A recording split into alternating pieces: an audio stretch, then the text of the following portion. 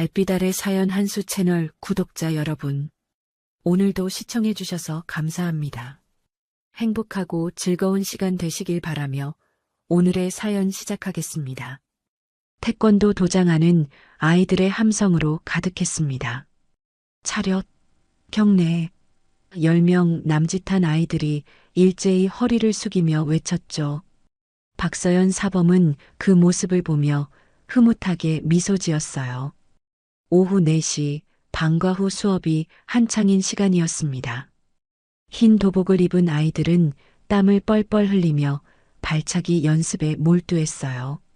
서연은 수건으로 이마를 닦으며 자, 다들 호흡 가다듬고 다시 한번 이라고 외쳤습니다.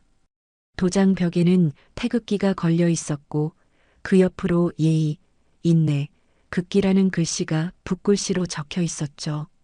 창문 너머로 들어오는 햇살이 마룻바닥을 따뜻하게 비췄고 아이들의 약 소리가 리듬처럼 울려 퍼졌습니다. 서연은 이 도장이 자랑스러웠어요. 남편 최민석과 함께 3년 전 문을 연 이곳은 동네 아이들에게 작은 배움터가 되어 주었죠. 처음엔 5명으로 시작했던 수강생이 이제는 20명이 넘었습니다. 매트는 낡았지만 정성껏 닦았고 거울에는 아이들이 그린 태극 문양 스티커가 붙어 있었어요. 도장 한쪽에는 작은 책상이 있었는데 그곳엔 아이들의 출석부와 상장들이 가지런히 정리돼 있었습니다. 서연은 이 공간이 단순히 태권도를 배우는 곳이 아니라 아이들이 꿈을 키우는 곳이길 바랐죠. 그때였습니다. 도장 문이 벌컥 열리더니 남자 7명이 들어섰어요. 맨 앞에 선 사내는 마지노였습니다. 키가 180cm는 좋게 넘어 보이는 그는 목에 용 문신을 드러내며 비죽 웃었어요. 검은색 가죽 재킷을 입은 그의 눈빛은 차가웠고 뒤따라온 부하들도 하나같이 험상궂은 얼굴이었죠. 그들이 들어서자 도장 안의 공기가 순식간에 무겁게 가라앉았습니다. 아이들의 웃음소리가 멎었고 몇몇은 본능적으로 서연 뒤로 물러났어요. 이 도장, 내 남편 이름으로 돼 있지? 돈은 언제 갚을 건데? 마지노의 목소리는 낮고 위협적이었습니다. 서연은 당황한 표정으로 아이들을 뒤로 물리며 말했어요. 여기 아이들이 있어요. 나가주세요. 손이 떨렸지만 목소리만큼은 단호하게 만들려 애썼죠. 하지만 마지노는 신발도 벗지 않은 채 매트 위로 성큼성큼 걸어 들어왔습니다. 깨끗하게 관리했던 흰 매트 위에 검은 신발 자국이 찍혔어요. 서연의 가슴이 철렁 내려앉았습니다. 사채를 썼으면 책임을 져야지. 아니면 애들 가방이라도 팔아야겠네. 하하.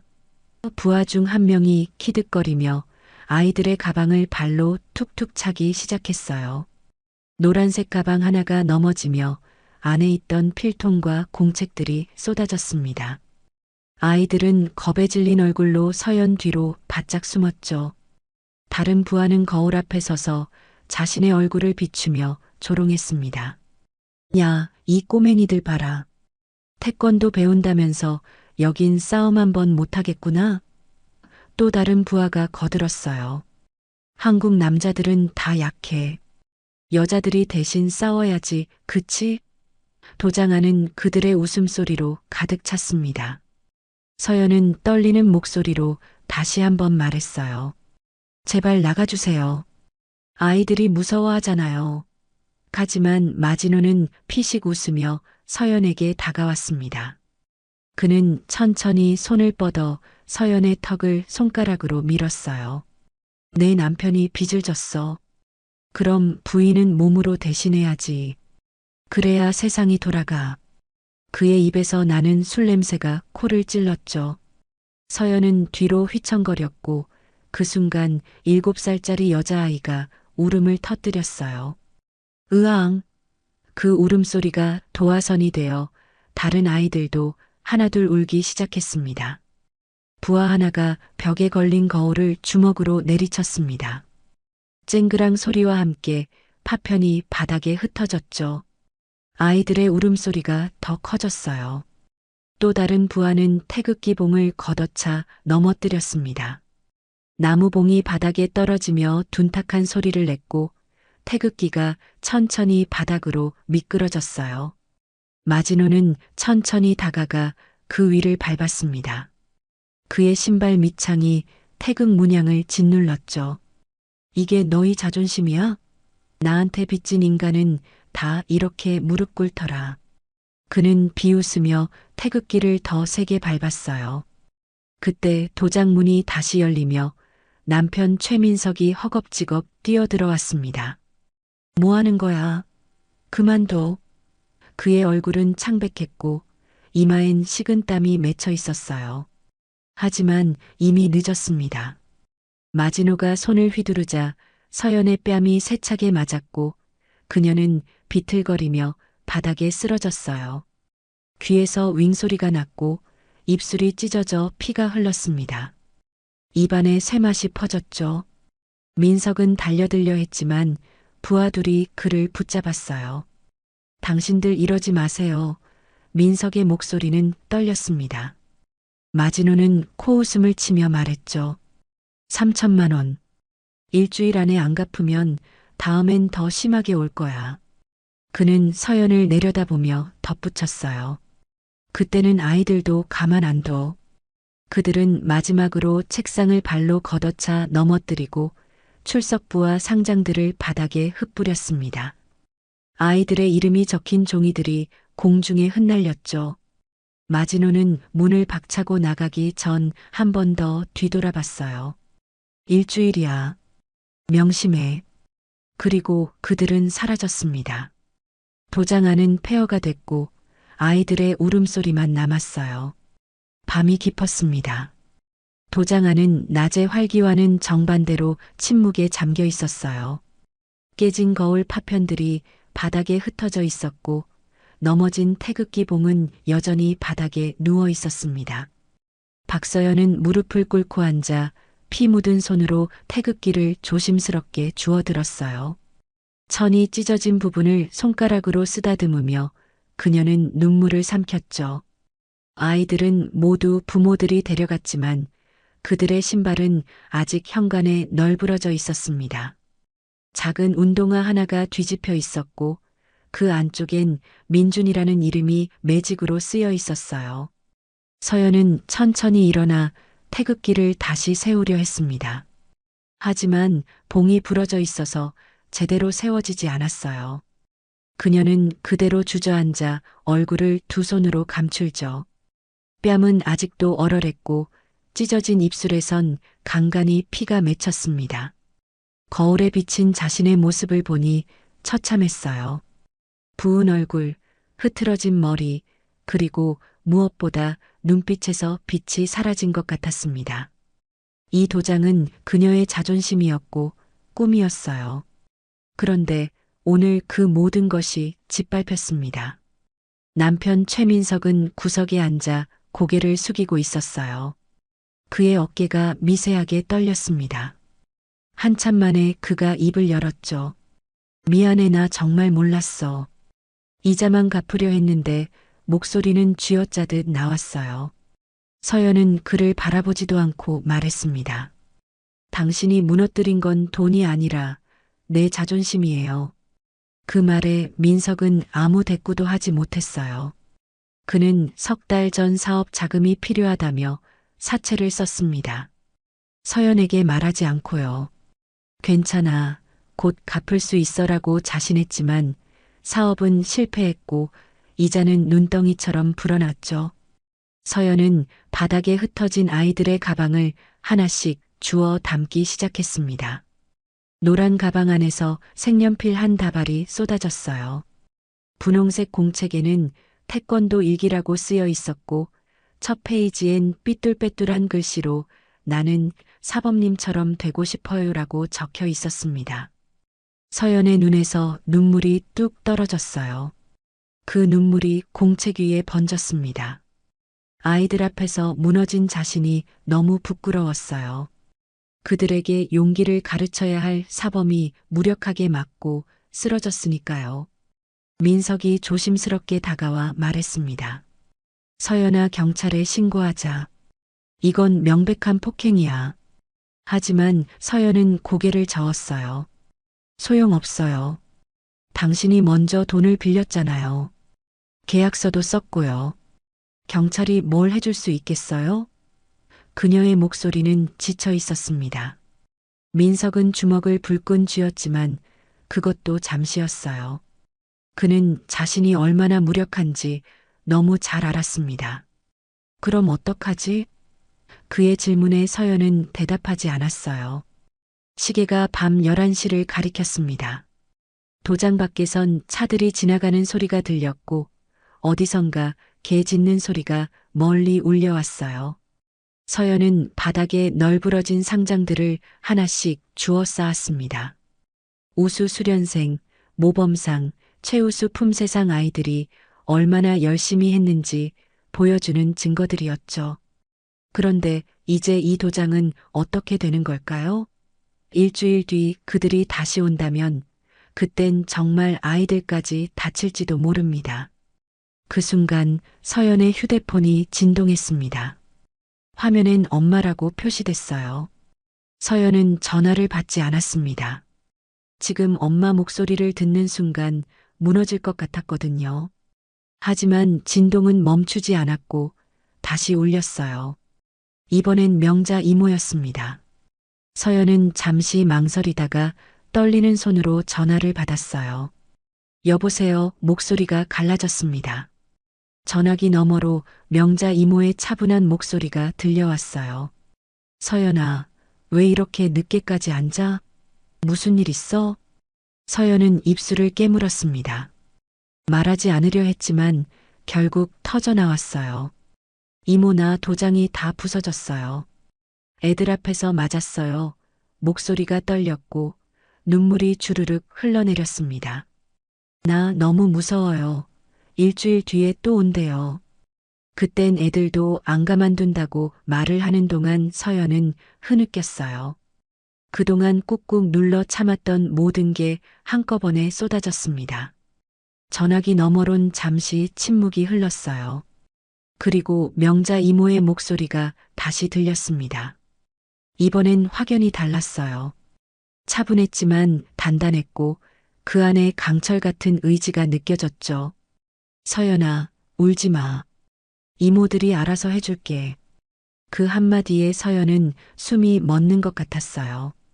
이모, 너 걱정하지 말고 기다려. 우리가 간다. 전화는 끊겼습니다. 서연은 멍하니 휴대폰을 내려다봤어요. 명자 이모의 목소리엔 뭔가 다른 게 있었습니다. 마치 전쟁터에 나가는 군인 같은 결연함이요. 그 시각 전국 각지에서 움직임이 시작됐습니다. 부산 해운대의 고층 아파트에선 박선희가 오래된 군복 상자를 열었어요. 대구의 한 주택에선 박윤정이 지도를 펼쳤습니다. 서울 강남의 오피스텔에선 박은희가 전화를 걸기 시작했고 광주의 한옥에선 박미숙이 트레이닝복을 꺼내 입었죠. 그리고 대전의 박명자는 창밖을 바라보며 중얼거렸습니다. 애들 건드린 건 실수였어. 다섯 자매의 눈빛엔 오랜 세월 잠들어 있던 전사의 불꽃이 다시 타오르고 있었습니다. 새벽 4시 대전의 한 아파트에서 박명자는 잠옷을 벗고 옷장 깊숙한 곳에서 군복을 꺼냈습니다. 육군 중장 계급장이 달린 제복이었어요. 오랜만에 만지는 천의 감촉이 낯설면서도 익숙했죠. 그녀는 거울 앞에 섰습니다. 58배 나이지만 허리는 고닫고 눈빛은 여전히 날카로웠어요. 20대의 임관에 35년을 복무했던 그녀는 전역 후 5년간 조용히 살았습니다. 하지만 오늘 밤 조카의 울음 섞인 목소리를 듣는 순간 모든 게 달라졌죠. 명자는 서랍에서 낡은 수첩을 꺼냈습니다. 거기엔 4명의 동생들 연락처가 적혀 있었어요. 해군 대장 박선희, 공군 소장 박윤정, 해병 소장 박은희, 특전사 소장 박미숙, 5자매는 모두 군에서 별을 단 장성이었습니다. 합치면 별이 13이었죠. 명자는 첫 번째 번호를 눌렀어요. 신호음이 2번 울리자 상대방이 받았습니다. 언니, 선희의 목소리였어요. 일어나. 작전이 있어. 명자의 말에 선희는 잠시 침묵하다가 대답했습니다. 알았어. 30분 안에 준비할게. 명자는 차례대로 동생들에게 전화를 걸었습니다. 윤정은 좌표만 보내라고 짧게 답했고 은희는 누가 감이라며 이를 갈았어요. 막내 미숙은 언니들 오랜만이네. 재밌겠다라며 웃었습니다. 5명의 통화는 총 10분도 걸리지 않았어요. 그들은 전역했지만 여전히 군인이었습니다. 명령이 떨어지면 즉시 움직이는 게 몸에 배어 있었죠. 부산 해운대의 박선희는 베란다에 나가 바다를 바라봤습니다. 수평선 너머로 여명이 밝아오고 있었어요. 그녀는 해군 대장으로 38년을 복무했습니다. 구축함을 지휘했고 해상 작전을 총괄했죠. 저녁 후엔 조용히 바다를 보며 살았지만 오늘은 달랐어요. 선희는 옷장에서 검은색 트레이닝복을 꺼내 입었습니다. 그리고 서랍 깊숙한 곳에서 낡은 장갑을 꺼냈어요. 합기도 사범 자격증을 딸 때 쓰던 장갑이었죠. 손에 끼우니 딱 맞았습니다. 대구의 박윤정은 서재에서 지도를 펼쳤습니다. 공군 소장 출신인 그녀는 작전 계획 세우는 걸 좋아했어요. 명자에게서 받은 좌표를 지도에 표시했습니다. 도장의 위치, 조폭들의 본거지로 추정되는 장소, 그리고 주변 도로망까지 꼼꼼히 체크했죠. 진입로는 3군데, 퇴로는 2군데면 충분해. 그녀는 혼잣말을 중얼거리며 펜으로 동선을 그었습니다. 윤정은 노트북을 켜고 해당 지역의 실시간 교통 상황을 확인했어요. 새벽 6시 도착 예정. 문제없어. 서울 강남의 박은희는 운동복을 입고 지하 체육관으로 내려갔습니다. 해병 소장 출신인 그녀는 저녁 후에도 매일 훈련을 게을리하지 않았어요. 샌드백을 몇 차례 후려치자 둔탁한 소리가 울렸습니다. 그녀의 주먹엔 아직도 힘이 살아있었죠. 조카를 건드렸어? 그럼 각오해야지. 은희는 이를 악물며 샌드백을 더 세게 쳤습니다. 땀이 이마에 맺혔고 숨이 거칠어졌어요. 하지만 그녀의 눈빛은 점점 더 날카로워졌습니다. 광주의 박미숙은 집 뒤편 창고로 갔습니다. 특전사 소장 출신인 그녀는 가장 위험한 작전들을 수행했었죠. 창고 안엔 오래된 장비들이 정리돼 있었어요. 로프, 손전등, 그리고 낡은 전술 배낭까지. 미숙은 배낭을 꺼내 필요한 물품들을 챙겼습니다. 이모들이 움직인다는 건 전쟁이 시작된다는 거야. 그녀는 피식 웃으며 배낭을 메고 차고로 향했어요. 새벽 5시 5대의 차량이 각기 다른 도시에서 출발했습니다. 명자는 검은색 SUV를 몰고 대전을 벗어났어요. 내비게이션엔 목적지가 찍혀 있었고 도착 예정 시간은 2시간 뒤였습니다. 선희는 부산에서 고속도로에 진입했죠. 윤정은 대구를 출발하며 블루투스로 명자에게 전화를 걸었어요. 언니, 작전명은 뭐로 할까? 명자는 잠시 생각하다 답했습니다. 작전명 가족의 명예. 목표는 도장을 짓밟은 조폭 조직 전원 제압. 윤정은 웃으며 말했어요. 좋아. 마음에 들어. 은희와 미숙도 각각 서울과 광주에서 출발했습니다. 5대의 차는 마치 약속이라도 한 듯 같은 속도로 달렸어요. 고속도로 위엔 아직 차량이 많지 않았고 동이 트기 시작했습니다. 명자는 백미러로 떠오르는 해를 바라봤어요.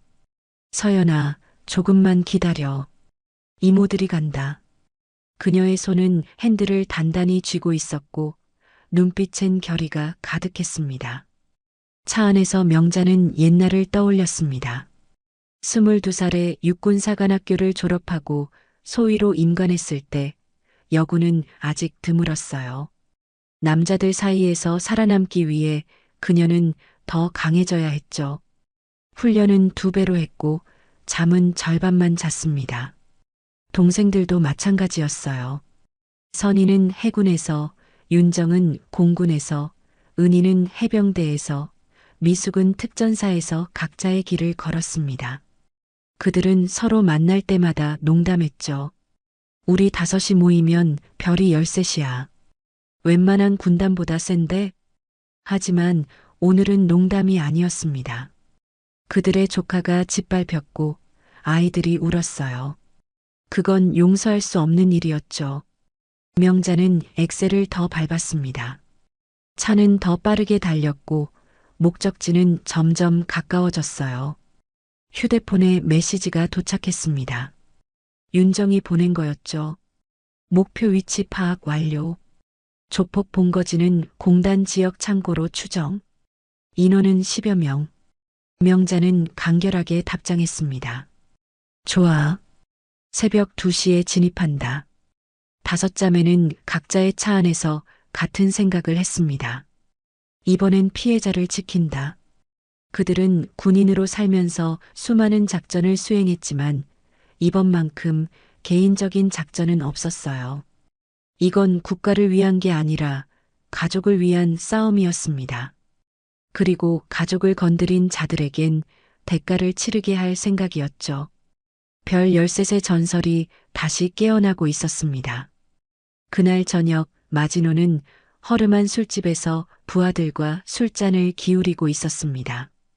탁자 위엔 소주병이 여러 개 널브러져 있었고 안주 접시엔 반쯤 먹다 남은 오징어가 놓여 있었어요. 형광등 불빛은 깜빡거렸고 술집 구석에선 트로트 음악이 흘러나왔습니다. 마지노는 소주잔을 들어 단숨에 들이켰죠. 시원하네.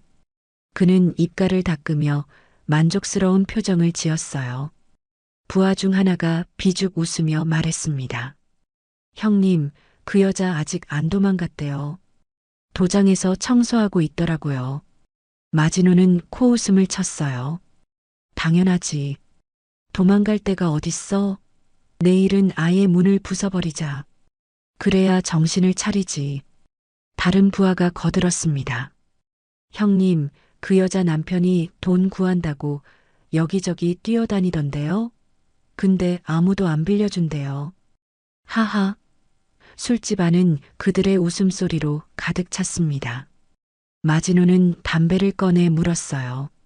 라이터 불꽃이 그의 얼굴을 순간 밝혔다가 사라졌죠.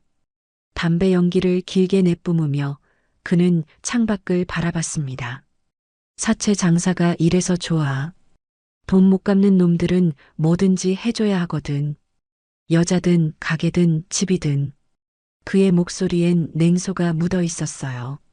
부하 하나가 조심스럽게 물었습니다. 형님, 근데 아이들 앞에서 때린 건 좀. 경찰 신고하면 어떡해요? 마지노는 피식 웃었습니다. 신고? 그 여자 남편이 먼저 계약서에 도장 찍었어. 법적으론 우리가 유리해. 그때였습니다. 술집 문이 열리며 부하 하나가 급히 들어왔어요. 얼굴엔 땀이 흥건했고 숨을 헐떡거렸습니다. 형님, 이상한 일이 있어요. 마지노는 눈썹을 치켜 올렸죠. 뭔데? 형님, 이상한 여자들이 우리 주변을 돌아다닙니다. 다들 군대 말투를 써요. 그 말에 마지노는 웃음을 터뜨렸습니다. 여자들이? 세상이 미쳤네. 그게 뭐가 이상해? 부하는 진지한 표정으로 말했어요. 근데 형님, 걸음걸이가 달라요. 보통 여자들이랑 다르게 뭔가 훈련받은 것처럼 걷더라고요.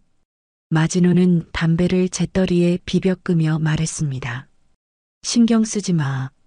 동네 아줌마들이 뭘 어쩌겠어? 우리가 누군데? 다른 부하들도 킥킥거렸어요. 맞아요, 형님. 여자들 무서워할 거 없죠. 하지만 급히 들어온 부하의 얼굴엔 여전히 불안한 기색이 남아 있었습니다. 형님, 그런데 그 여자들 중 한 명이 차에서 내릴 때 봤는데 허리에 뭔가 찬 것 같았어요. 혹시 무기 아닐까요? 마진호는 짜증스럽게 손을 휘저었어요. 아, 됐어. 너무 쫄지 마. 그냥 동네 주민들이겠지. 술은 계속 들어갔고 시간은 흘렀습니다. 밤 10시가 넘어서자 부하들은 하나둘 비틀거리기 시작했어요. 마진호도 얼굴이 붉어졌지만 여전히 정신은 또렷했습니다. 그는 휴대폰을 꺼내 메시지를 확인했어요. 채권 목록이 떠올랐죠. 최민석 외에도 돈을 빌린 사람이 여럿 있었습니다. 내일은 다른 놈들도 털어야겠어. 그는 계산기를 두드리며 금액을 확인했습니다. 그 순간 술집 밖에서 차 소리가 들렸습니다. 여러 대의 차량이 동시에 멈추는 소리였어요. 마진호는 귀를 기울였지만 곧 무시했습니다. 손님이겠지. 하지만 부하 하나가 창문 쪽으로 다가가 밖을 내다봤어요. 형님, 이거 좀 이상한데요? 마진호는 짜증스럽게 일어나 창가로 갔습니다. 그리고 그는 멈췄어요. 창밖엔 검은색 SUV 5대가 일렬로 주차돼 있었습니다.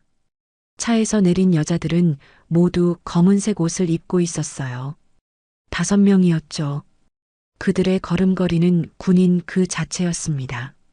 일정한 보폭, 곧게 편 허리, 그리고 주변을 살피는 날카로운 눈빛까지 마진호의 미간이 좁혀졌습니다. 저게 뭐야? 부하들도 창가로 몰려들었어요. 형님, 저 여자들 뭔가 심상치 않은데요?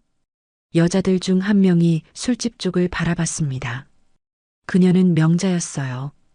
그녀의 눈빛이 창문을 뚫고 마진호를 응시하는 것 같았죠.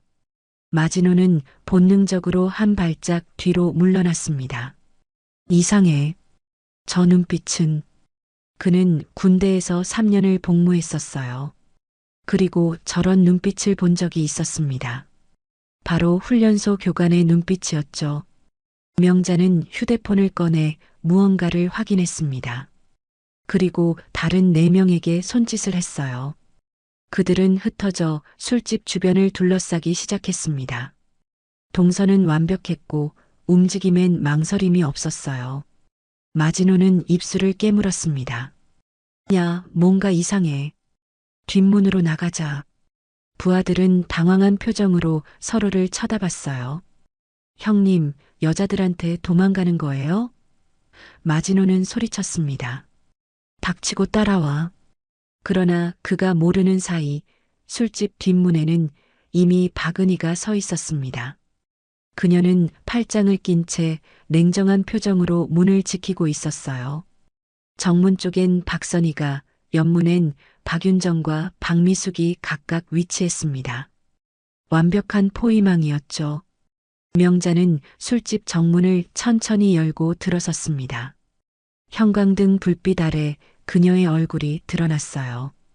50대 후반의 여자였지만 그녀의 기세는 젊은 남자들을 압도했습니다. 마진호는 그녀를 보는 순간 숨이 멎었습니다. 왠지 모르게 무릎이 떨렸어요. 이건 뭐지? 명자는 천천히 마진호에게 다가왔습니다. 그녀의 발소리는 규칙적이었고 눈빛은 흔들림이 없었어요. 당신이 마진호? 명자의 목소리는 차갑고 낮았습니다. 마진호는 애써 태어난 척하며 대꾸했어요. 그래서 당신은 누군데? 명자는 피식 웃었습니다. 내가 때린 여자의 이모야. 그 순간 마진호의 얼굴이 굳었습니다. 부하들도 긴장한 표정으로 자리에서 일어났어요. 술집 안의 공기가 팽팽하게 조였습니다. 명자는 마진호를 똑바로 바라보며 말했습니다. 내일 새벽 2시 너희 본거지로 찾아갈 거야. 준비해둬. 그리고 그녀는 돌아서서 술집을 나갔어요. 마진호는 그 뒷모습을 멍하니 바라볼 뿐이었습니다. 부하 하나가 떨리는 목소리로 물었어요. 형님, 저 여자들 뭔가 이상하지 않아요? 마진호는 대답하지 못했습니다. 그의 등엔 식은땀이 흐르고 있었어요. 새벽 1시 50분, 공단 지역의 낡은 창고 앞은 고요했습니다. 가로등 불빛이 희미하게 아스팔트를 비췄고 멀리서 개 짖는 소리만 들려왔어요. 창고 안에선 형광등 빛이 새어나왔습니다. 마진호와 부하들은 창고 안에 모여 있었어요. 술집에서 돌아온 뒤 그들은 잠을 이룰 수 없었죠. 명자의 차가운 눈빛이 계속 머릿속을 맴돌았습니다. 형님, 진짜 올까요? 부하 하나가 떨리는 목소리로 물었습니다. 마진호는 담배를 깊이 빨아들이며 대답했어요. 모르겠어. 근데 만약 온다면 각오는 해야 해. 그의 목소리엔 평소와 달리 확신이 없었습니다. 다른 부하가 쇠파이프를 손에 쥐며 말했죠. 여자들이 뭘 어쩌겠어요? 우리가 10명인데. 하지만 그 말엔 허세만 가득했어요. 창고 안의 분위기는 무겁게 가라앉아 있었습니다. 새벽 2시 정각, 창고 밖에서 차 소리가 들렸습니다. 5대의 SUV가 동시에 멈춰 섰어요. 엔진 소리가 꺼지고 정적이 흘렀습니다. 마진호는 창고 문 쪽을 응시했죠. 부하들도 긴장한 얼굴로 무기를 움켜쥐었습니다. 쇠파이프, 강목, 심지어 소화기까지 손에 들려 있었어요. 다들 긴장하지 마. 여자들일 뿐이야. 마진호가 말했지만 그의 손도 미세하게 떨리고 있었습니다. 창고 문이 천천히 열렸습니다. 삐걱거리는 소리가 울렸고 차가운 새벽 공기가 스며들었어요. 그리고 그녀들이 들어섰습니다. 명자가 맨 앞에, 선희와 윤정이 양옆에, 은희와 미숙이 뒤를 따랐죠. 5명의 여자들은 검은 옷을 입고 있었고 얼굴엔 어떤 감정도 드러나지 않았습니다. 그저 차갑고 냉철한 눈빛만이 창고 안을 훑쳤어요. 마진호는 그들을 보며 억지로 웃었습니다. 오셨네? 근데 여기가 어디라고 함부로 들어와? 명자는 대꾸하지 않고 천천히 걸어 들어왔어요. 그녀의 발소리만이 창고 안에 울렸습니다. 부하 하나가 강목을 휘두르며 소리쳤죠. 야, 이 할멈들아. 썩 꺼져. 하지만 그 말이 끝나기도 전에 박은희가 움직였습니다. 순식간에 그녀는 부하의 팔을 잡아 비틀었고 부하는 비명을 지르며 바닥에 쓰러졌어요. 강목이 대굴대굴 굴러갔습니다. 대상 확인. 제압 개시. 명자의 짧은 명령이 떨어졌습니다. 그 순간 5명의 여자들이 동시에 움직였어요. 선희는 앞으로 달려드는 부하의 손목을 잡아 던졌습니다. 합기도 기술이었죠. 부하는 공중에서 한 바퀴 돌더니 바닥에 쿵 하고 떨어졌어요. 윤정은 쇠파이프를 휘두르는 부하의 팔을 피하며 발로 무릎을 걷어찼습니다. 부하는 비틀거리며 쓰러졌죠. 미숙은 3명의 부하를 상대했습니다. 특전사에서 익힌 근접 전투 기술이 발휘됐어요. 첫 번째 부하의 얼굴을 팔꿈치로 가격하고 2번째 부하의 다리를 걸어 넘어뜨렸습니다. 3번째 부하가 뒤에서 덤벼들자 그녀는 몸을 낮춰 피한 뒤 어깨로 들이받았어요. 부하는 벽에 부딪히며 신음했습니다. 은희는 소화기를 든 부하를 향해 달려갔어요. 부하가 소화기를 휘두르려는 순간 은희는 그의 손목을 잡고 비틀었습니다. 소화기가 바닥에 떨어지고 부하는 팔을 움켜쥐며 주저앉았죠. 창고 안은 순식간에 아수라장이 됐습니다. 하지만 쓰러진 건 모두 조폭들이었어요. 불과 3분도 안 돼 10명 중 9명이 바닥에 널브러졌습니다. 신음소리와 거친 숨소리만이 창고를 채웠죠. 명자는 천천히 마지노에게 다가갔습니다. 마지노는 뒤로 물러서며 손을 들었어요. 잠깐, 잠깐만. 그의 목소리는 떨렸습니다. 명자는 멈춰서서 그를 내려다봤어요. 내 조카를 때렸지? 마지노는 숨을 헐떡이며 고개를 들었습니다. 그리고 그 순간 그는 명자의 얼굴을 제대로 봤어요. 어디선가 본 듯한 얼굴이었습니다. 기억이 천천히 되살아났죠. 15년 전 신병교육대. 그때 그는 21살이었고 군대에 막 입대했었어요. 선임들의 가혹행위로 고통받던 어느 날 밤, 한 여군 장교가 나타나 그를 구해줬습니다. 그때 그 장교의 얼굴이 바로 지금 눈앞에 있는 명자였어요. 설마, 박명자 중령님? 마지노의 목소리가 갈라졌습니다. 명자는 눈을 가늘게 떴어요. 뭐? 마지노는 무릎을 꿇었습니다. 저, 기억 안 나십니까? 그때, 신병교육대에서 선임들이 저를 묶어놓고 가혹행위를 하면서 때렸을 때 중령님이 오셔서 구해주셨잖아요. 그의 목소리는 점점 작아졌어요. 눈에선 눈물이 맺혔습니다. 명자는 잠시 침묵했습니다. 기억을 더듬었죠. 15년 전 확실히 그런 일이 있었어요. 야간 순찰 중 병사 하나가 폭행당하는 걸 목격하고 그를 구했던 기억이 났습니다. 그때 그 병사가 명자는 천천히 고개를 끄덕였어요. 그게 너였어? 마지노는 눈물을 흘리며 고개를 숙였습니다. 예. 그때 중령님이 말씀하셨죠. 군인은 동료를 지키는 사람이야. 너도 강해져서 약한 사람을 지켜라고. 명자의 표정이 굳었습니다. 그런데 넌 지금 뭘 하고 있어? 마지노는 대답하지 못했어요. 그는 전역 후 사회에 적응하지 못했습니다. 일자리를 구하지 못했고 빚이 쌓였죠. 그러다 사채업자 밑으로 들어갔고 점점 더 깊은 수렁에 빠졌어요. 저도 살아야 했습니다. 마지노는 떨리는 목소리로 말했어요. 명자는 한숨을 쉬었습니다. 살기 위해서 약한 사람을 짓밟았어? 마지노는 고개를 더 숙였어요. 다른 4명의 이모들도 주변에 서서 그를 내려다봤습니다. 창고 안은 무거운 침묵으로 가득했죠. 마지노는 바닥에 이마를 대고 말했습니다. 죄송합니다. 정말 죄송합니다. 그의 어깨가 떨렸고 울음소리가 새어나왔어요. 명자는 그를 한참 내려다보다가 입을 열었습니다. 그때 내가 널 구한 건 사람으로 살라고 한 거야.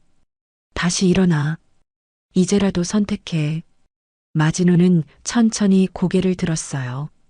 눈은 충혈돼 있었고 얼굴엔 눈물 자국이 흘렀습니다. 저, 어떻게 해야 합니까? 명자는 단호하게 말했죠. 경찰에 자수해. 그리고 내 조카에게 사과해. 그게 내가 할 수 있는 유일한 길이야. 마지노는 잠시 망설이다가 천천히 고개를 끄덕였습니다. 알겠습니다. 그렇게 하겠습니다. 그의 목소리엔 진심이 담겨 있었어요. 명자는 돌아서서 문 쪽으로 걸어갔습니다. 다른 이모들도 뒤를 따랐죠.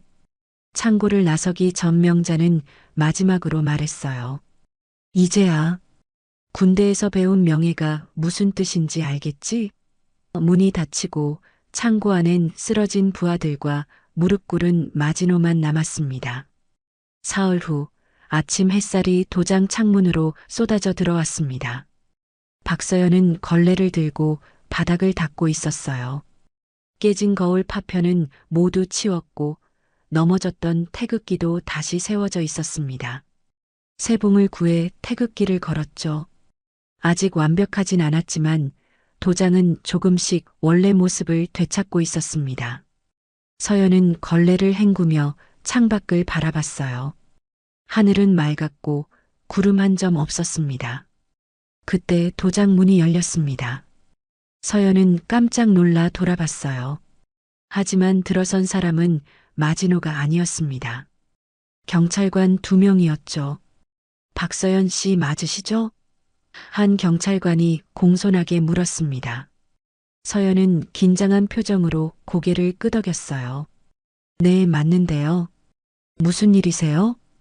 경찰관은 수첩을 꺼내며 말했습니다. 마지노라는 사람이 오늘 새벽에 자수했습니다. 당신께 폭행을 가했다고 자백했어요. 서연은 놀라 눈을 크게 떴습니다. 자수요? 정말이에요? 경찰관은 고개를 끄덕였죠. 네. 그리고 사체 관련해서도 전부 털어놨습니다. 불법 고리대금업, 협박, 폭행, 혐의가 상당히 많아요. 당분간은 나올 수 없을 겁니다. 다른 경찰관이 덧붙였어요. 그 사람 조직원들도 전부 자수했습니다. 조직 자체가 해체됐어요. 서연은 믿기지 않는다는 표로 입을 가렸습니다. 어떻게 이런 일이? 경찰관은 조심스럽게 물었습니다. 혹시 아시는 분 중에 도움을 주신 분이 계신가요? 마지노가 계속 은인을 다시 만났다는 말을 했거든요. 서연은 잠시 생각하다가 고개를 저었어요. 잘 모르겠어요. 저는 아무것도 한 게 없는데. 경찰관들은 몇 가지 절차를 설명하고 나갔습니다. 문이 닫히자 서연은 그 자리에 주저앉았어요. 다리에 힘이 풀렸습니다. 정말 끝난 건가? 그 순간 휴대폰이 울렸습니다. 명자 이모였어요. 서연은 떨리는 손으로 전화를 받았습니다. 여보세요, 이모. 명자의 차분한 목소리가 들려왔죠. 서연아, 괜찮아? 이모. 경찰이 다녀갔어요. 그 사람들이 자수했대요. 어떻게 된 거예요? 명자는 잠시 침묵하다 대답했습니다. 이모들이 조금 도와줬어. 그것뿐이야. 서연은 눈물이 핑 돌았어요. 이모, 정말 고마워요. 어떻게 감사드려야 할지. 명자는 부드럽게 말했습니다. 괜찮아. 가족인데 당연한 거지. 이제 다시 시작해. 아이들이 기다리고 있잖아.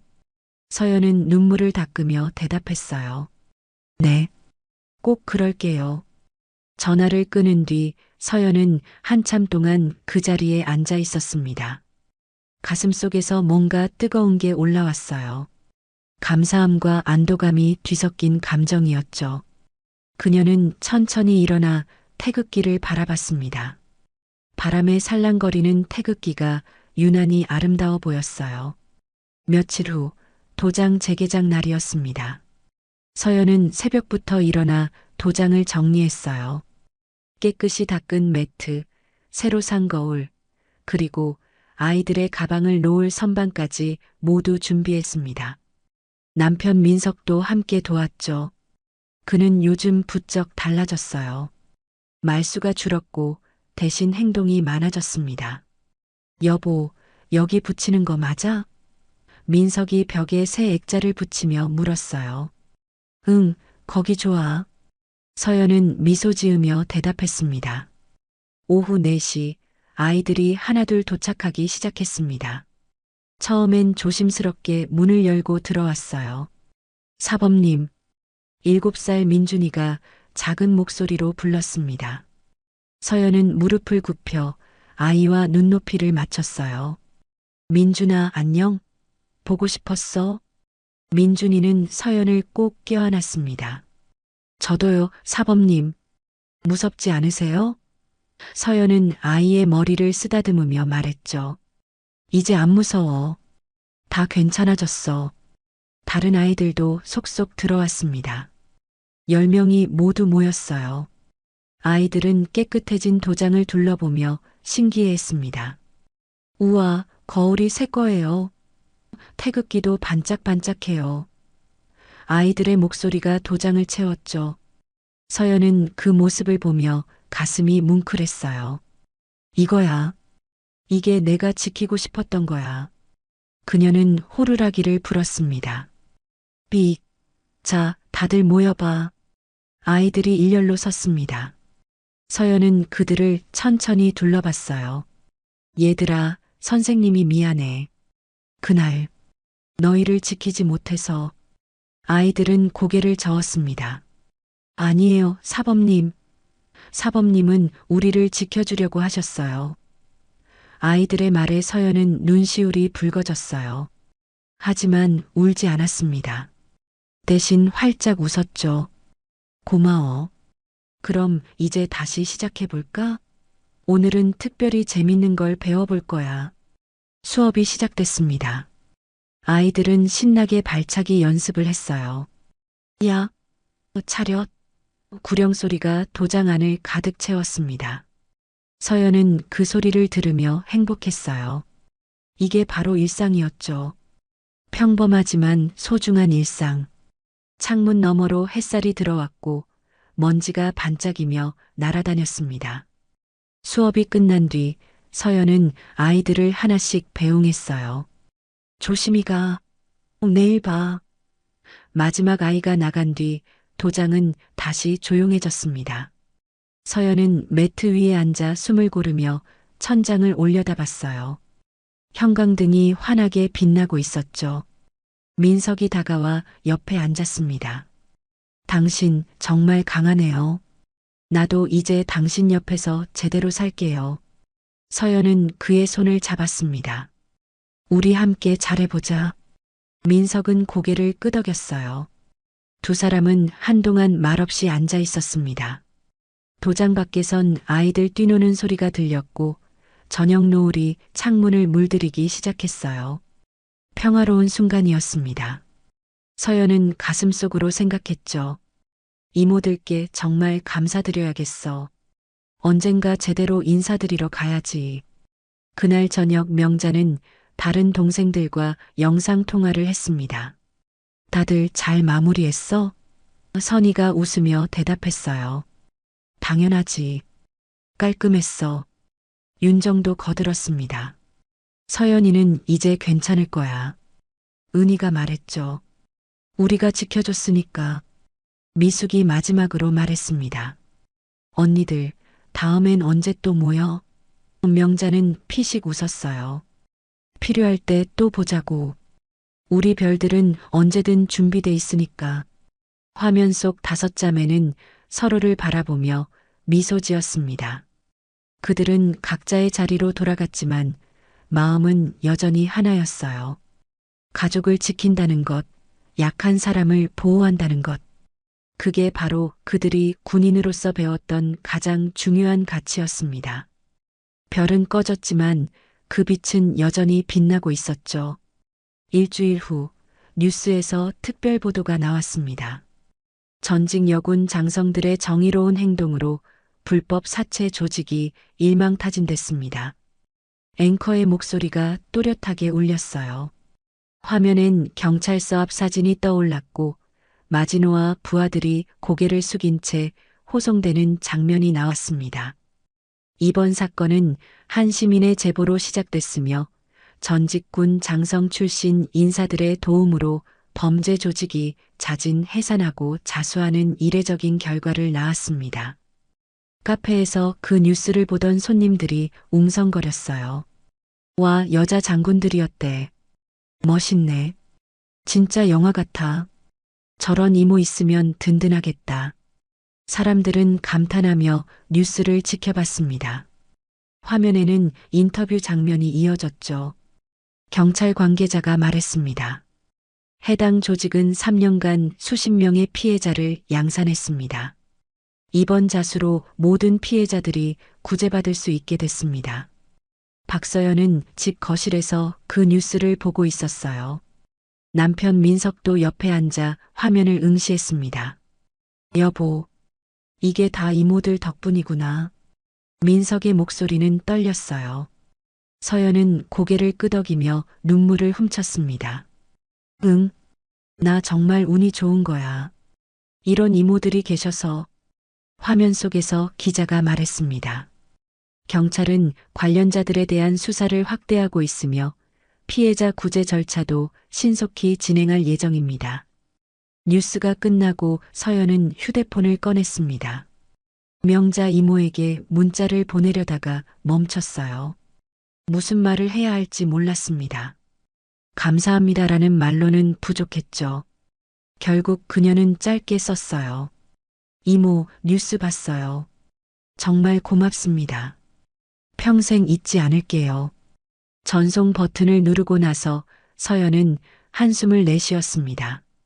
가슴속 무거운 짐이 조금 내려가는 것 같았어요. 그날 오후 도장엔 평소보다 더 많은 아이들이 찾아왔습니다. 학부모들도 함께 왔어요. 사범님 괜찮으세요? 한 엄마가 걱정스럽게 물었습니다. 서연은 환하게 웃으며 대답했죠. 네, 이제 다 괜찮아요. 걱정 끼쳐드려 죄송해요. 다른 아빠가 말했습니다. 아니에요. 오히려 사범님이 얼마나 책임감 있게 아이들을 지키려 하셨는지 알았어요. 저희가 더 감사하죠. 학부모들은 도장을 둘러보며 감탄했습니다. 와, 정말 깨끗하게 정리하셨네요. 여기 새 거울이에요? 서연은 그들을 안내하며 설명했어요. 네, 다시 시작하는 마음으로 정리했어요. 아이들에게 더 좋은 환경을 만들어주고 싶었거든요. 한 엄마가 서연의 손을 잡았습니다. 사범님, 정말 고생 많으셨어요. 앞으로도 우리 아이 잘 부탁드려요. 수업이 시작되자 아이들은 더욱 열심히 했습니다. 마치 무언가를 증명하려는 듯 열정적이었어요. 야, 차렷. 구령 소리가 유난히 크게 울렸습니다. 서연은 아이들을 보며 미소 지었죠. 이 아이들이 자라서 강한 사람이 되길, 그리고 약한 사람을 지키는 사람이 되길. 그녀는 그런 바람을 가슴에 담았습니다. 수업이 끝난 뒤 서연은 민석과 함께 도장 앞 벤치에 앉았어요. 저녁 바람이 시원하게 불어왔습니다. 여보, 우리 이제 정말 새로 시작하는 거지? 민석이 조심스럽게 물었어요. 서연은 그의 손을 잡으며 대답했습니다. 응, 이번 일로 많은 걸 배웠어. 가족이 얼마나 소중한지, 그리고 내가 지켜야 할 게 뭔지. 민석은 고개를 끄덕였습니다. 나도 마찬가지야. 내가 얼마나 어리석었는지 깨달았어. 이제는 당신과 이 도장을 제대로 지킬게. 그의 목소리엔 진심이 담겨 있었어요. 서연은 그를 바라보며 웃었습니다. 알아. 우리 함께 잘해보자. 두 사람은 한동안 말없이 앉아 있었어요. 하늘엔 별이 하나둘 떠오르기 시작했습니다. 며칠 후 서연은 용기를 내어 이모들을 만나러 가기로 했습니다. 명자 이모가 대전에 산다는 걸 알고 있었죠. 서연은 남편과 함께 차를 타고 대전으로 향했어요. 떨려? 민석이 물었습니다. 응. 뭐라고 인사해야 할지 모르겠어. 서연은 손을 꼭 쥐었어요. 그냥 마음 가는 대로 하면 돼. 대전에 도착해 명자의 집 앞에 섰을 때 서연의 심장은 두근거렸습니다. 초인종을 누르자 곧 문이 열렸어요. 명자가 나타났죠. 서연아, 왔구나. 명자는 따뜻하게 미소 지었습니다. 서연은 그 자리에서 고개를 깊이 숙였어요. 이모, 정말 감사합니다. 이모가 아니었으면 말을 잇지 못하고 눈물이 흘러내렸습니다. 명자는 서연의 어깨를 토닥였어요. 괜찮아. 이모가 당연히 해야 할 일이었어. 들어와. 집 안으로 들어가자 다른 이모들도 모여 있었습니다. 선희, 윤정, 은희, 미숙 모두 서연을 보고 반갑게 맞아줬어요. 서연아, 잘 지냈어? 도장은 잘 되고 있어? 이모들의 목소리는 따뜻했습니다. 거실 테이블엔 차와 과일이 준비돼 있었어요. 서연과 민석은 이모들과 마주 앉았습니다. 명자가 입을 열었죠. 서연아, 이번 일로 힘들었을 거야. 하지만 넌 잘 견뎌냈어. 이모가 자랑스러워. 서연은 고개를 숙이며 대답했어요. 이모들 덕분이에요. 이모들이 아니었으면 전 어떻게 됐을지 몰라요. 선희가 부드럽게 말했습니다. 우리는 그냥 내가 다시 일어설 수 있도록 조금 도와준 것뿐이야. 진짜 대단한 건 너야. 포기하지 않고 다시 시작했잖아. 윤정도 거들었어요. 맞아. 그게 제일 어려운 거거든. 넌 정말 용감해. 은희와 미숙도 고개를 끄덕였습니다. 민석이 자리에서 일어나 깊게 절했습니다. 이모님들, 제 잘못으로 서연이가 고생했습니다. 정말 죄송하고 감사합니다. 명자는 손을 저으며 말했죠. 됐어. 이제 잘하면 돼. 서연이를 잘 지켜줘. 민석은 눈물을 흘리며 고개를 끄덕였어요. 꼭 그렇게 하겠습니다. 오후 내내 그들은 이야기를 나눴습니다. 이모들은 옛날 군대 이야기를 들려줬고 서연은 도장 이야기를 했어요. 웃음소리가 집안을 가득 채웠습니다. 해가 저물 무렵 서연과 민석은 집을 나섰어요. 문 앞에서 명자가 말했습니다. 서연아, 힘든 일 있으면 언제든 연락해. 이모들은 항상 내 편이야. 서연은 눈물을 참으며 대답했습니다. 네, 이모. 정말 고마워요. 차에 타서 손을 흔들며 떠나는 서연을 보며 다섯 이모들은 현관에 서서 배웅했어요. 차가 멀어지자 명자가 중얼거렸습니다. 잘 될 거야. 저 아이는 강하니까. 선희가 웃으며 말했죠. 당연하지. 우리 조카인걸. 차 안에서 서연은 백미러로 점점 작아지는 이모들의 모습을 바라봤습니다. 가슴이 뭉클했어요. 이모들, 정말 고마워요. 평생 잊지 않을게요. 민석이 운전대를 잡으며 말했습니다. 여보, 우리 정말 좋은 분들을 알고 있어. 서연은 고개를 끄덕이며 창밖을 바라봤어요. 하늘엔 별들이 반짝이고 있었습니다. 석 달이 흐른 어느 가을 저녁, 도장 앞엔 노란 은행잎이 흩날렸습니다. 서연은 도장 문 앞에 서서 하늘을 올려다봤어요. 해가 지고 있었고 하늘은 주황빛으로 물들어 있었습니다. 도장 안에선 아이들의 웃음소리가 들려왔죠. 오늘은 특별한 날이었어요. 아이들이 첫 승급 심사를 치르는 날이었습니다. 사범님 준비됐어요. 민준이가 도복띠를 꼭 조이며 외쳤습니다. 서연은 미소 지으며 안으로 들어갔어요. 15명의 아이들이 일렬로 서 있었습니다. 석 달 전보다 5명이나 늘었죠. 소문이 퍼지면서 도장을 찾는 아이들이 많아졌어요. 학부모들도 벽 쪽에 앉아 아이들을 지켜보고 있었습니다. 자, 다들 집중해. 오늘은 여러분이 그동안 배운 걸 보여주는 날이에요. 아이들은 긴장한 표정으로 고개를 끄덕였어요. 서연은 호루라기를 불었습니다. 삑, 첫 번째 앞차기. 아이들이 일제히 다리를 들어 올렸습니다. 야, 구령 소리가 울렸죠. 서연은 한 명 한 명을 살펴봤어요. 자세가 많이 좋아졌습니다. 석 달 전 그 무서운 일을 겪었지만 아이들은 포기하지 않았어요. 오히려 더 열심히 했습니다. 심사가 진행되는 동안 서연은 아이들의 성장을 느낄 수 있었어요. 넘어져도 다시 일어나고 실수해도 다시 도전하는 모습들. 그게 바로 태권도가 가르치는 진짜 정신이었습니다. 좋아. 다들 잘했어. 서연이 박수를 치자 학부모들도 함께 박수를 쳤습니다. 아이들의 얼굴엔 뿌듯한 미소가 번졌어요. 심사가 끝나고 서연은 아이들에게 새띠를 하나씩 나눠줬습니다. 민준아, 축하해. 노란 띠야. 민준이는 띠를 받아들고 눈을 반짝였어요. 감사합니다, 사범님.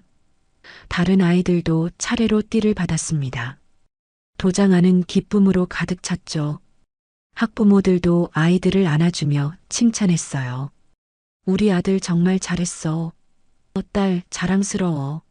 모두가 돌아가고 나자 도장은 다시 조용해졌습니다. 서연은 매트 위에 앉아 숨을 고르며 주변을 둘러봤어요. 깨끗한 거울, 새로 걸린 액자들, 그리고 벽에 붙은 아이들의 사진들. 이 모든 게 소중했습니다. 민석이 물병을 건네며 옆에 앉았어요. 수고했어, 여보. 고마워. 오늘 아이들 정말 멋졌지? 민석은 웃으며 고개를 끄덕였습니다. 여보, 오늘 이상한 전화가 왔어. 민석이 조심스럽게 말했어요. 서연은 고개를 갸웃하며 물었습니다. 무슨 전화? 마지노래. 교도소에서 전화했대. 서연은 놀라 눈을 크게 떴어요. 정말? 뭐라고 하던데? 민석은 잠시 망설이다가 대답했습니다. 사과하고 싶다고. 면회 와줄 수 있냐고 물었어. 서연은 잠시 생각에 잠겼습니다. 석 달 전 그날이 떠올랐어요. 무서웠던 기억, 아이들의 울음소리, 그리고 명자 이모의 단호한 목소리까지. 나 갈게. 서연이 말했습니다. 민석은 놀란 표정을 지었어요. 정말? 괜찮겠어? 서연은 고개를 끄덕였죠. 응. 이제 더 이상 무섭지 않아. 그리고 용서하는 것도 배워야 할 것 같아.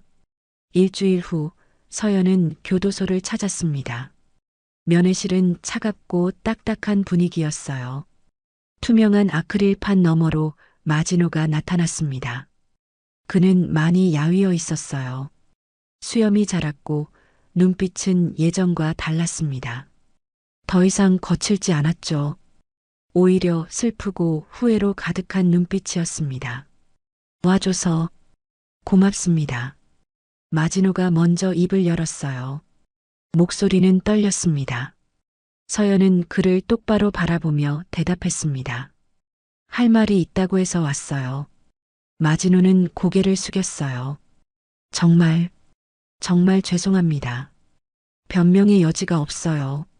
저는 사람이 아니었습니다. 그의 어깨가 떨렸고 눈에서 눈물이 흘러내렸습니다. 사범님 앞에서, 아이들 앞에서 제가 한 짓은 절대 용서받을 수 없는 일이에요. 매일 밤 그 생각을 하면 잠을 잘 수가 없습니다. 마지노는 두 손으로 얼굴을 감쌌어요. 서연은 그 모습을 조용히 지켜봤습니다. 분노가 올라올 것 같았지만 이상하게도 마음이 차분했어요. 저 여기서 공부하고 있어요. 검정고시 준비하고요. 출소하면 제대로 살고 싶어요. 박명자 중령님이 그러셨거든요. 이제라도 사람답게 살아라고. 마지노는 눈물을 닦으며 말했습니다. 서연은 잠시 침묵하다가 입을 열었어요. 저도 이모한테 배웠어요. 용서하는 것도 용기라고. 마지노는 고개를 들어 서연을 봤습니다. 정말 용서해 주시는 건가요? 서연은 깊게 숨을 들이마셨어요. 완전히는 아니에요. 아직 상처가 남아있으니까. 하지만 당신이 진짜 변하려고 노력한다면 언젠가는 용서할 수 있을 것 같아요. 마지노는 눈물을 멈추지 못했습니다. 감사합니다. 정말 감사합니다. 꼭 사람답게 살겠습니다. 면회를 마치고 나오는 길, 서연은 가슴이 한결 가벼워진 걸 느꼈어요. 복수나 증오를 붙잡고 있는 것보다 놓아주는 게 더 자유롭다는 걸 깨달았습니다. 그녀는 휴대폰을 꺼내 명자 이모에게 전화를 걸었어요. 이모, 저예요. 서연아, 무슨 일이야? 이모, 오늘 마지노를 만나고 왔어요. 용서하기로 했어요. 전화기 너머로 명자의 따뜻한 웃음소리가 들렸습니다. 잘했어, 서연아. 그게 진짜 강한 거야. 이모가 자랑스러워. 서연은 눈물을 훔쳤어요. 이모 덕분이에요. 이모가 가르쳐 준 거예요. 아니야. 그건 내 안에 원래 있던 힘이야. 이모는 그냥 끄집어낸 것뿐이지. 그날 밤 서연은 도장 옥상에 올라갔습니다. 하늘엔 별이 가득했어요. 반짝이는 별들을 보며 서연은 생각했습니다. 이모들처럼 나도 누군가에게 빛이 되고 싶어. 아이들에게, 그리고 나처럼 힘든 사람들에게. 바람이 불어왔고 머리카락이 날렸어요. 서연은 두 팔을 벌리고 깊게 숨을 들이마셨습니다. 도장 아래에선 민석이 정리를 하고 있었어요.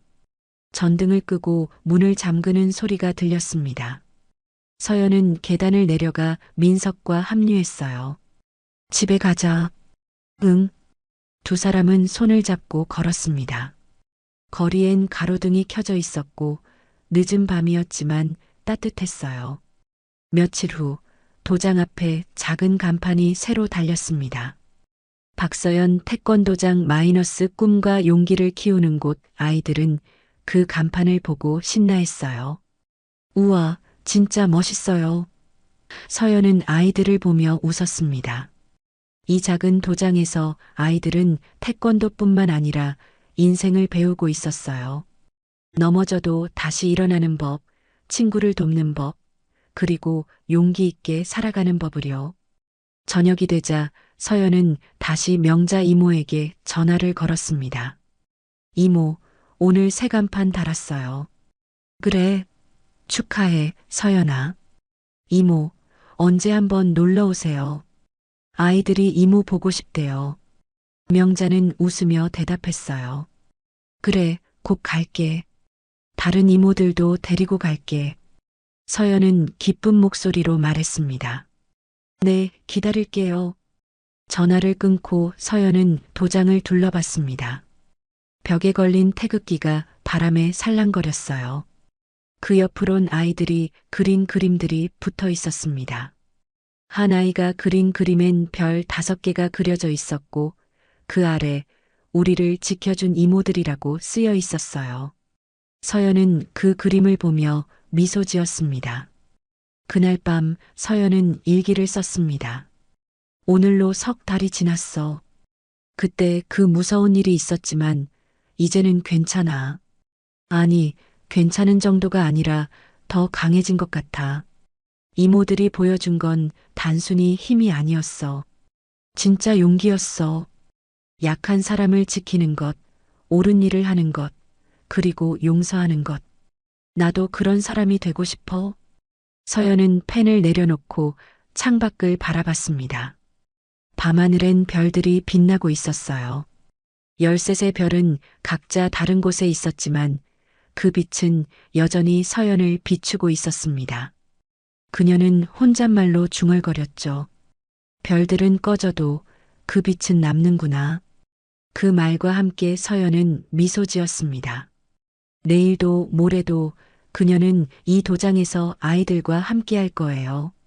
그리고 누군가에게 빛이 되어줄 겁니다. 명자 이모들이 그랬던 것처럼요.